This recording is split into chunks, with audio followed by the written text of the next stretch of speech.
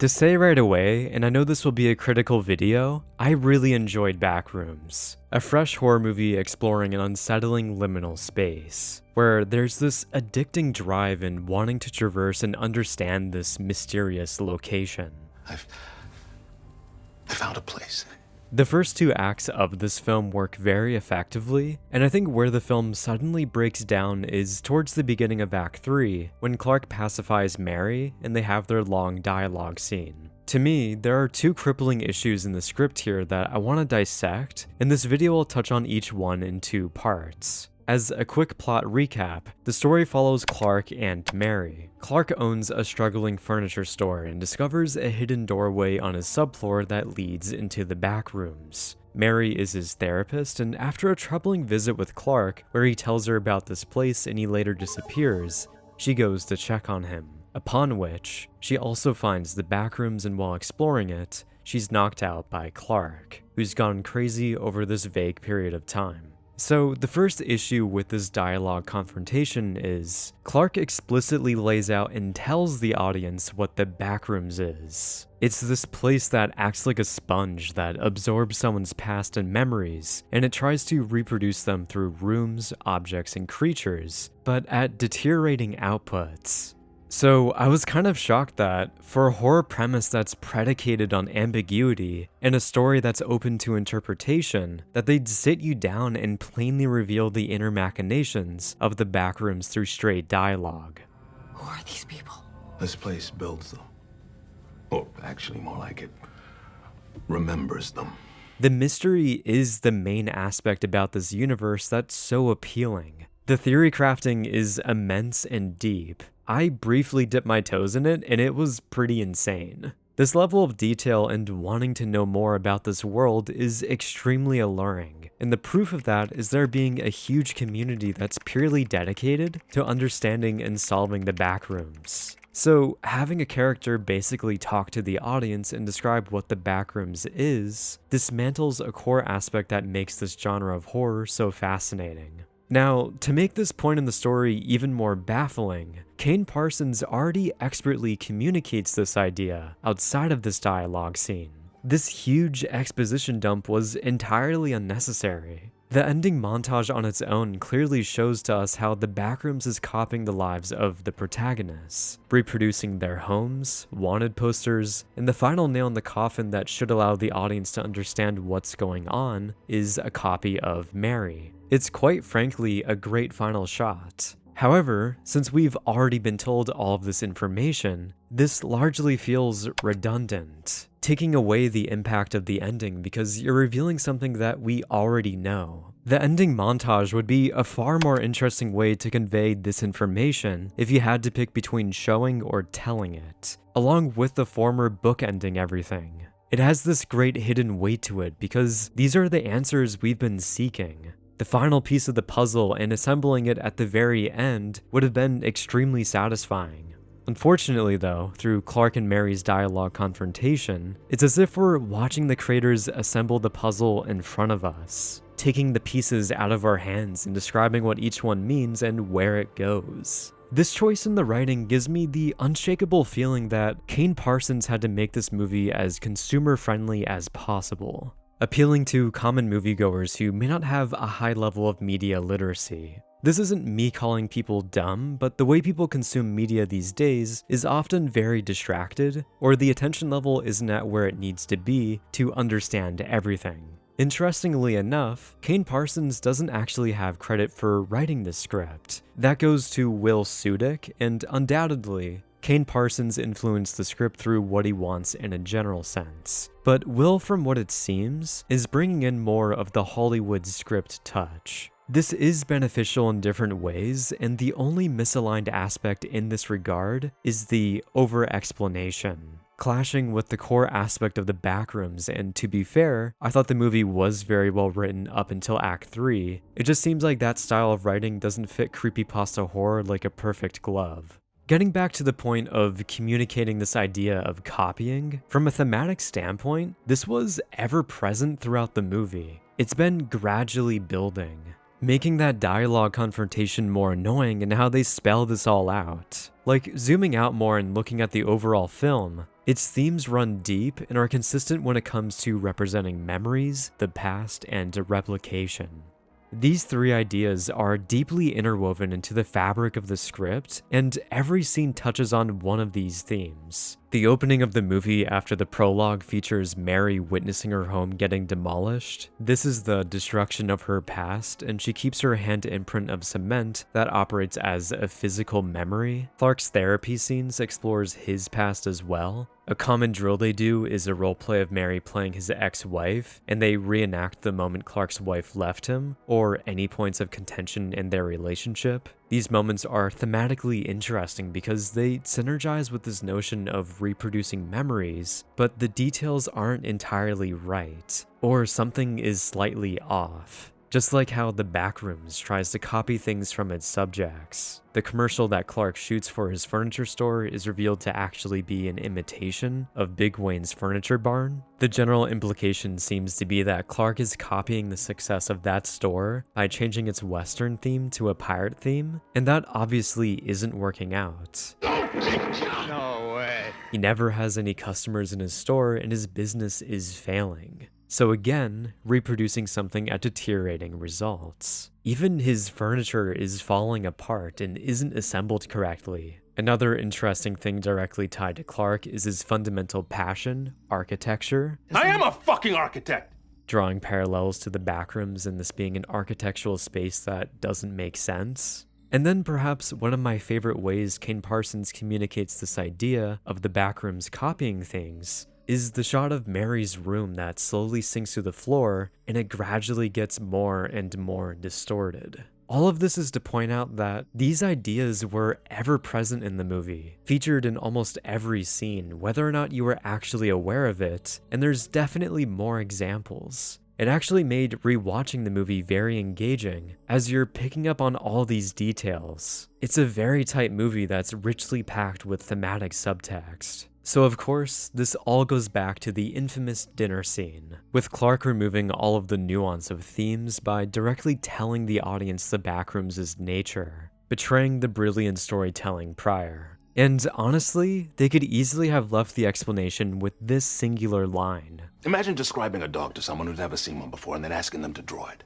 I feel like this is a far better and not entirely definitive way to explain what's happening. It's also a through line for the movie, and this further makes Clark's monologue unnecessary. Which, before going into the next point, it's not like every aspect of the story is fully revealed. I think the one thing that remains mysterious in an interesting way is Clark's pirate monster, and how it turns on him after Clark realizes his internal flaw.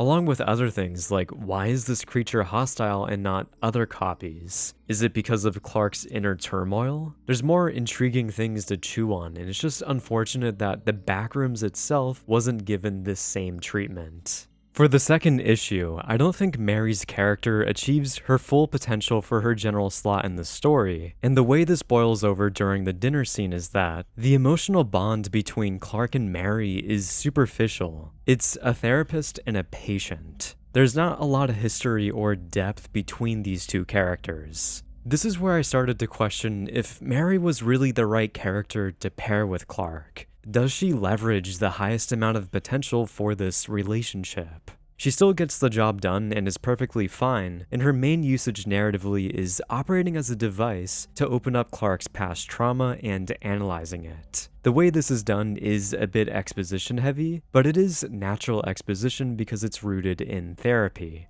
Now, imagine there was a character that could still fulfill this function, has a deeper relationship with Clark, and has a stronger tie to the main theme of the movie. This character could be Clark's child coming back to visit him. In the actual movie, Clark doesn't have a kid that we know of, and his wife leaves him. What if instead, he did have a child, which the wife took full custody of in the divorce, and this movie starts with that child becoming an adult and arriving back to their hometown to revisit their dad? That opening scene with Mary would literally be that child, and from here on out, I'll call this hypothetical replacement character Ellie. So the first out of those three reasons I recently mentioned, Ellie has a natural avenue to explore the past with Clark, but she's doing so in a way that's more personal than Mary. Ellie has more investment in this subject, and she genuinely want to learn why things ended the way they did. Or hear Clark's side of the story and see if he's really that bad. This also better ties into the theme of Clark not painting a perfect picture of the past to partially deceive Ellie. Or maybe he's even lying to himself, similar to his roleplay with Mary. This examination of Clark's events with his wife wouldn't be as exposition heavy now. It's a plot-driven scene of two characters reconnecting, and he can also portray more nuance with how these characters act around each other. Oftentimes, subtle expressions speak volumes, and the unspoken truth can be deafening. Like a similar scene as a comparison would be Sentimental Value, where Stellan Skarsgård's character reconnects with his estranged daughter in a diner. The dialogue doesn't have to be on the nose, and there'd be more storytelling devices outside of a patient monologuing information to their therapist. Not only this, but there'd be a subtle layer of tension, as these characters are fundamentally strangers to one another. And this general character dynamic is an interesting way to explore someone's history. This leads into the second point, which is almost entirely missing with Mary and Clark, and that's a deeper, more emotional connection. This climactic confrontation doesn't feel as impactful because there's not much between Clark and Mary. There's not a strong force that binds them together outside of their professional context. Mary's internal objective in this scene is simply survival. Whereas, if this was Clark tying up his own child, there's an underlying deep-seated betrayal in that dynamic. A father and daughter. She initially comes into the story seeking to repair her relationship, and it's ultimately ironic how everything ends up, imbuing a tragic gut punch that Ellie has to endure. Subtextually, there's a lot more going on here, and then this would also pivot the scene to playing out in a different way. To give the original scene credit, the way it devolves into how Clark wants to do roleplay, but forces Mary to wear a wig, thus making her look more like Clark's ex-wife, is really unsettling. That itself is a great point that pays off the therapy scenes. However, with Ellie, since she's interconnected with Clark's past, he has a new reason to keep Ellie prisoner. Which is, he's traumatized at the prospect of Ellie being taken away from him again, like the divorce in the past. He's starting his new messed up family in the Backrooms. You can even lean into the thematic idea of replicas of the set they're in being their childhood home. Now, even the location of the climax has more story significance. I think Kane Parsons was partially playing at this idea, but it'd come across more clearly with the character change to his daughter. She'd even be freaked out by the fact that this once warm and familiar place is in this alien location. That shot sinking through the floor should be her home, and it transitions into the dinner set. The way the scene plays out with Ellie would be similar to Mary, where Ellie figures out what dismantled Clark's relationship with his wife, and Ellie unlocks a key insight for Clark. Maybe she even tries to deceive him in her being willing to stay, so she's cut loose. Then, before moving into the third point for this section, Mary doesn't really have a strong driving force coming into the Backrooms. She's here to essentially do a wellness check. So comparing that to a daughter coming to find her dad, who is presumed missing, has a larger personal stake and thus drive. We the audience care about Ellie finding her dad. We want them to have this happy ending, until the unfortunate twist reveal that her dad has gone off the rails. Mary's objective in comparison doesn't have as much depth. For the third reason why I think Mary would be better replaced by Clark's daughter is, she better synergizes with the themes of the movie. We do explore Mary's past and how she grew up in a household with a mentally unwell mother, but this development isn't really relevant to the story besides fleshing out Mary, which there's nothing wrong with that. Character development is important. However, if you have something like this with Ellie, you not only have character development, it's also tied to the main plot. Her past would be us viewing growing up in a hostile household between two partners through the eyes of a child. This relates back to Clark and will be relevant for the climax. So the essence of Ellie ties into the main theme, while also, like the first reason, allows us to more naturally explore this without it being monologued about. This is directly talking about Ellie's past and how that relates to the main story, but her presence and why she's here in the first place resonates more with dredging up memories. All of her scenes surrounding her character would be fundamentally based around that. It's a journey of discovery and recollection. This inevitably would have a profound impact in the third act when these things from her past end up in the Backrooms, since those objects and memories are also tied to Clark. So it makes sense for it to already be present when Ellie arrives, bringing about a stronger emotional response to this messed up location. Mary doesn't really get to experience this sensation since she's going through someone else's reproduced life. This thematic weight would be significantly more crushing for Ellie, as she's basically now escaping her past, and thus the Backrooms, which is the personification of her past. To me, this kind of ties together the movie in a more cohesive thematic bow. Then there's even something else within this final sequence that takes on a new meaning, and that's the monster itself. Ellie is being chased by a distorted iteration of her dad. The subtext here is, this version still strives to want and take Ellie back, whereas the original Clark came to terms with realizing how selfish his worldview was. So this gives the chase more depth and is scarier outside of the simple premise of being chased by a monster, along with the implication of being caught. Because of the implication. What would this monster do to Ellie with the assumed objective of wanting to keep her as its own possession? Or is that even what it wants? This also makes defeating the monster with the physical memory of the cement handprint tie directly back to Clark's past. Everything kind of weaves together in this natural way by simply changing Mary to Clark's daughter. This is, at the end of the day, just a pitch, exploring an option of using a different character in this spot of the story, and the reason why I feel so passionately about changing this is, I think there's a lot of potential left on the table. Scriptwriting is almost limitless. You can do anything, and there's a lot to consider when it comes to maximizing that potential for your story. Again, I want to say that this is a really good movie. It just feels like this one crucial scene is lacking and was a partial breaking point. Thank you for watching, and my Letterboxd, Discord, and Patreon links are in the description. Have a great day.